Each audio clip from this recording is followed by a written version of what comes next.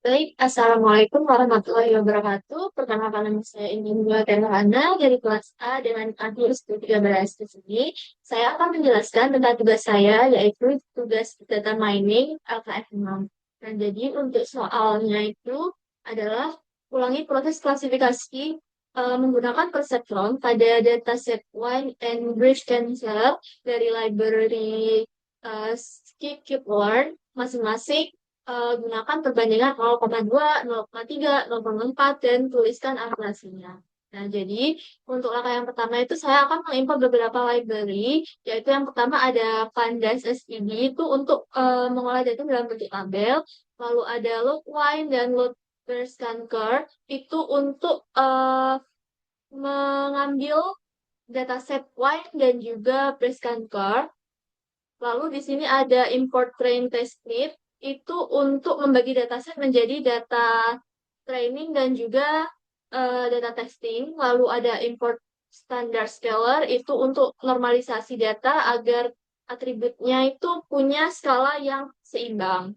Lalu di sini ada import perceptron untuk model algoritmanya itu menggunakan mesin klasifikasi mesin learning dengan perceptron dan juga import accuracy store itu untuk menghitung akurasi hasil prediksi modelnya. Nah, di sini saya menggunakan variabel test size sama dengan list 0,2, 0,3, dan 0,4. Ini itu untuk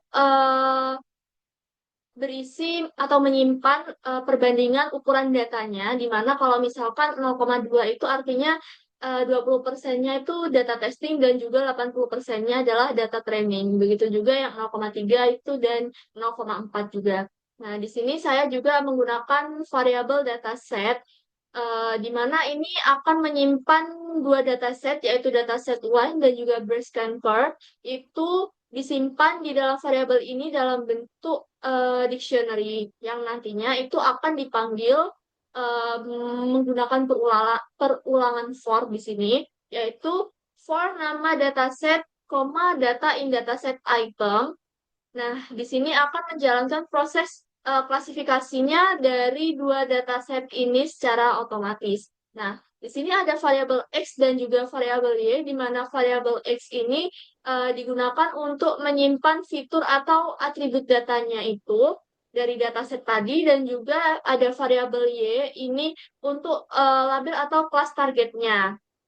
Nah, lalu di sini ada print dataset, nama dataset. Jadi untuk ngeprint dataset apa yang dilakukan klasifikasi tadi. Nah, di sini ada for size in test size. Jadi di sini itu akan melakukan pengulangan pada tiap test size-nya secara berurutan. Ada 0,2, 0,3, dan juga 0,4. Nah, lalu di sini akan membagi datanya menjadi data training dan juga data testing. Nah, lalu di sini ada test size sama dengan size. Ini itu untuk menentukan persentase data testingnya berapa. Nah, lalu ada random step sama dengan 42 itu agar pembagian datanya itu selalu sama. Kalau misalkan programnya itu dijalankan, jadi sama terus tidak berubah-ubah gitu. Lalu ada stratify sama dengan Y itu agar proporsi kelasnya pada data training dan testing itu seimbang. Nah, lalu selanjutnya ini ada untuk melakukan normalisasi data agar semua fiturnya itu punya skala yang sama.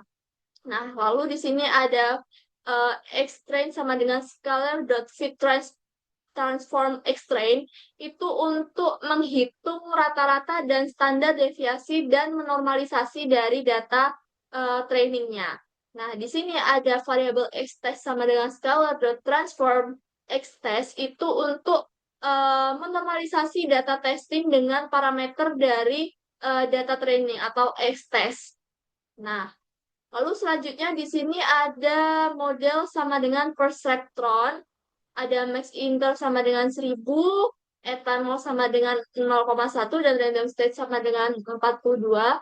Nah, maksudnya itu adalah untuk di sini itu gunanya untuk membuat model perceptron, di mana arti dari max iter sama dengan 1000 itu artinya melakukan iterasi maksimum iterasi pelatihan itu maksimum sebanyak 1.000 kali. Lalu di sini digunakan untuk di mana learning rate-nya itu bernilai 0,1 dan juga ada random state sama dengan 42 seperti yang tadi agar hasil dari pelatihannya itu tetap konsisten tiap kali programnya itu dijalankan dan tidak berubah-ubah gitu hasilnya. Nah, lalu di sini ada model .fit extrain, ytrain itu nanti akan digunakan untuk melatih modelnya dengan menggunakan data training. Di sini ada extrain dan juga ytrain. Lalu di sini ada variabel ypred sama dengan model predict xtest. Nah, nantinya itu model itu akan digunakan untuk memprediksi kelas pada data testingnya ini. Nah, lalu yang terakhir ada akurasi sama dengan akurasi score y-test, y-pred, di mana digunakan untuk menghitung tingkat ketepatannya untuk prediksi modelnya itu berapa. Nah, untuk menampilkan hasilnya, saya akan menggunakan cara print test size sama dengan akurasi atau ini. Jadi, nanti ini akurasinya itu ditampilkan dalam bentuk desimal dan juga persen. Nah, di sini ada hasilnya dari dataset wine dan juga dataset breast cancer. Nah, ternyata pada dataset wine itu akurasinya cukup tinggi di test size 0,2. Nah, lalu yang untuk dataset breast cancer itu akurasinya juga cukup tinggi. Nah, semuanya ini ternyata eh, punya akurasi di atas 90% semua ya. Nah, lalu ternyata semakin besar test size itu kan biasanya jumlah trainingnya itu jadi lebih sedikit. Nah, otomatis hasil akurasinya itu cenderung sedikit menurun kalau yang sini. Nah, kalau dataset breast cancer itu kan nunjukin bahwa perseptonnya itu juga cukup baik untuk membedakan yang mana tumor jinak dan juga yang mana tumor ganasnya.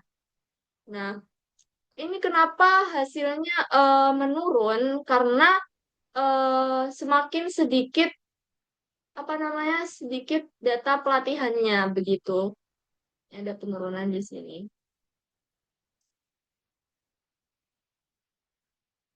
Jadi untuk hasil akurasinya seperti yang saya jelaskan tadi sebagai berikut. Kalau yang dataset one itu yang tertinggi itu hasilnya 100%.